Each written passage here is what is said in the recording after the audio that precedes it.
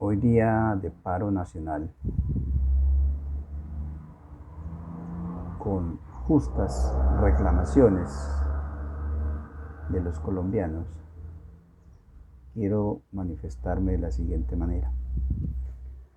El conflicto sociopolítico en Colombia y la desintegración de una sociedad cansada constituyen marcos significativos de ruptura histórica y transición en términos de civilización.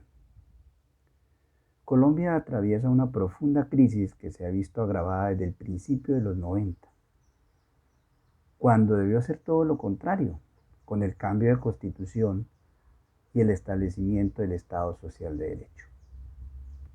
Estamos ante una crisis social, no lo podemos negar, en su sentido más amplio, ya que no solo es una crisis económica, sino también política, filosófica, ambiental y de valores, que afecta de manera importante a todos los colombianos.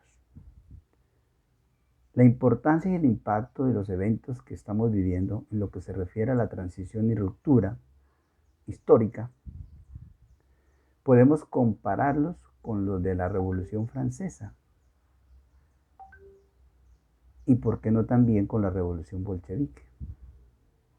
En efecto, el cambio vertiginoso en las relaciones sociales dentro de un Estado desigual y corrupto han sido tan intenso que el concepto del nuevo orden nacional elaborado y establecido por la Asamblea Nacional Constituyente del 91 lo han desarticulado, destruido, desconocido y violado los distintos gobernantes que han venido hasta la fecha desde la nueva Constitución del 91. En otras palabras, todo pasa como si estuviéramos navegando en aguas desconocidas, por lo que debemos evitar tanto los arrecifes de un triunfalismo prematuro, pero también debemos ser positivos. Todas las crisis son una gran oportunidad para reconstruir. Vivimos en un gran desorden nacional. Vivimos en una situación de ingobernabilidad, resultado de la gran polarización política que hemos construido gracias a liderazgos nefastos que han establecido un enfrentamiento ideológico entre los dos bloques de pensamiento e ideologías que ya no existen en el mundo. Izquierda versus derecha, que fue lo que se propuso por allá en 1789, cuando la Revolución Francesa. Y los colombianos les hemos agregado otros epítetos inexistentes en el mundo: castrochavismo, centro derecha, centro izquierda, izquierda y derecha radicales, uribismo, santismo, duquismo, etcétera, etcétera, marcados por una fuerte referencia al factor de poder de una clase muy mínima que siempre ha gobernado nuestra nación y que han logrado una división social fratricida. Y esos responsables no asumen su responsabilidad en el fracaso y crisis que han construido durante estos casi 30 años. Todos los colombianos creímos que, superado en parte el conflicto armado, acuerdo de paz, podríamos buscar un desarrollo social importante.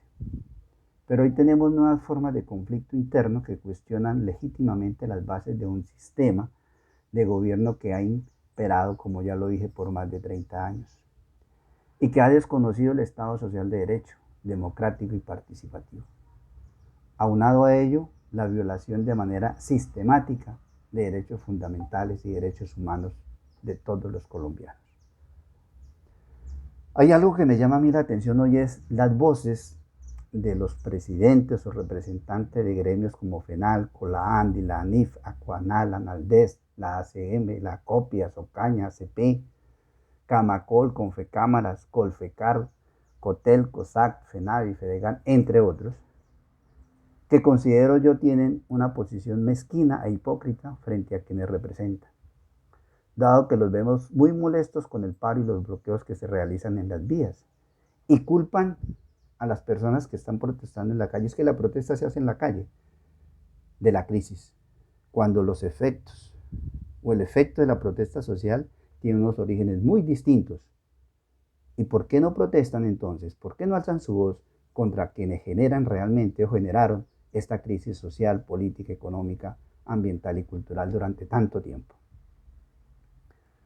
Pero no, ellos son silenciosos y complacientes para defender a los productores y campesinos de los atropellos de las políticas públicas que ha establecido el gobierno, como los TLC, contra los campesinos, contra quien genera empleo, contra los trabajadores.